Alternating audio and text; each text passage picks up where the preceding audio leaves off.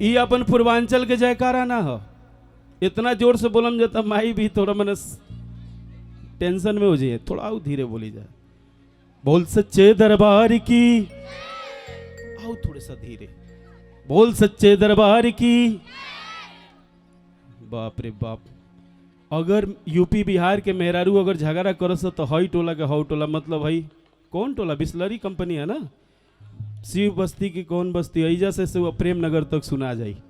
लेकिन जयकारा के बात है तो सब कोई धीरे धीरे, अरे बोली जाके ऐसा जैसे कि सास से झगड़ा होता हो जा तक सुनाई के चाहे। पुड़ा पुड़ा बोल सच्चे दरबार की, ये वही बात। काम होला तो माई बहन लोगों के गीत गावेली लोग बड़ा बढ़िया। अगर नयो कन्या होई तो 6 बीता के घूंघट कर लिकाहे खाती कि ससुर बसुर बैठल बने, हम कैसे दादा हम मुंह दिखा के गायम। आ माई बहन लोग घूंघटवे में गई हैं, लोगों को गीत है बाबू हमारे याद आ गई। हर किनिमिया के डार मैया हर किलावेली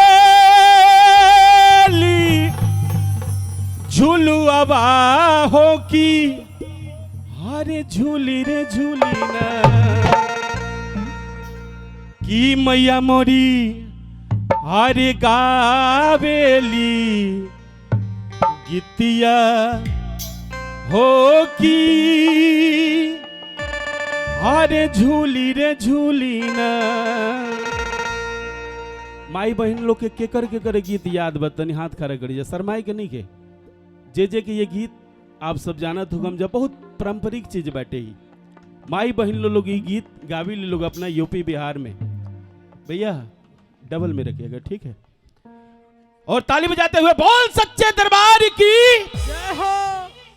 आओ पंकज बाबू कि निमिया के डार मैया लामेली झूलुआ हो कि झूली रे झूली ना, निमिया के डार मैया लामेली झूलुआ हो कि झूले रे झूली ना, हो कि झूली रे झूली ना।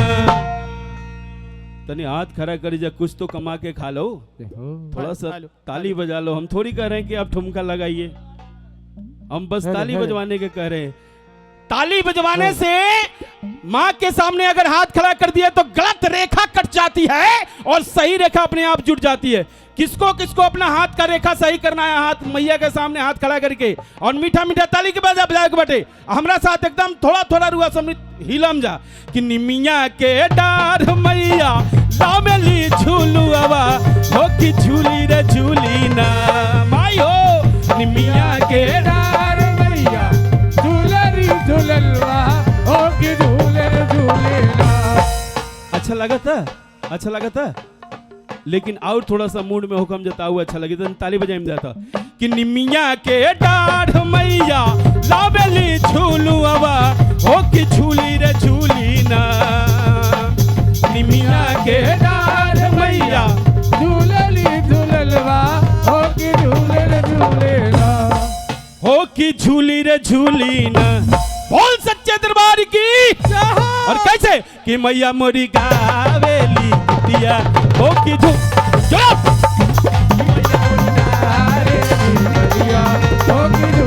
क्या बात है कि मैया मोरी गावेली दिया हो कि झूली रे झूली ना हो। थोड़ा ताली बजा दी जाए ए प्रधान जी, ऊंची फूली क्या बात है, जय हो। बोल सच्चे दरबार की क्या बात है,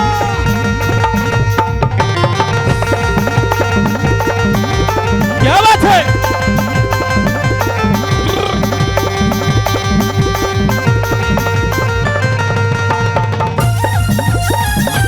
क्या बात है।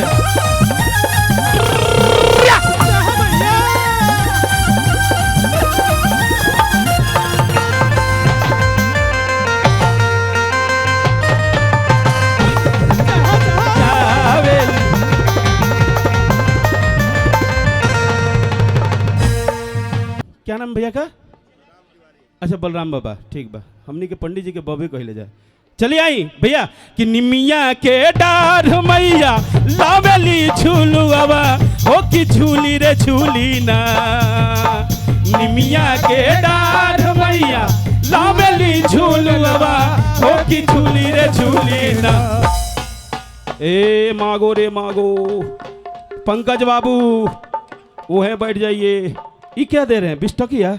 हमारे यहाँ 20 टकिया पहला बोहनी कर रहे हैं, 20 टकिया नहीं चलेगा महाराज, कम से कम 100 रुपया से बोहनी कराइए। बताइए हमारा जिला से आए हैं, देखिए पैसा के बारिश होखे लागल। बबुआ रे पंकज, निमिया के डाढ़ मैया लावेली झूलुआ हो कि झूली रे झूली ना। निमिया के डाढ़ मैया लावेली झूलुआ हो कि झूली रे झूली ना, हो कि झूली रे झूली ना। मनोज भैया, मनोज भैया ऐसे हमारा देने देखिए कि मैया मोरी गावेली गीतिया हो कि झूली रे झूल ना हो। मैया मोरी गावेली गीतिया हो कि झूली रे झूली ना। कि मैया मोरी गावेली गीतिया हो कि झूली रे झूली ही ना हो। क्या बात है, क्या बात है? जाए के नहीं के, जाए के नहीं के, क्या बात है?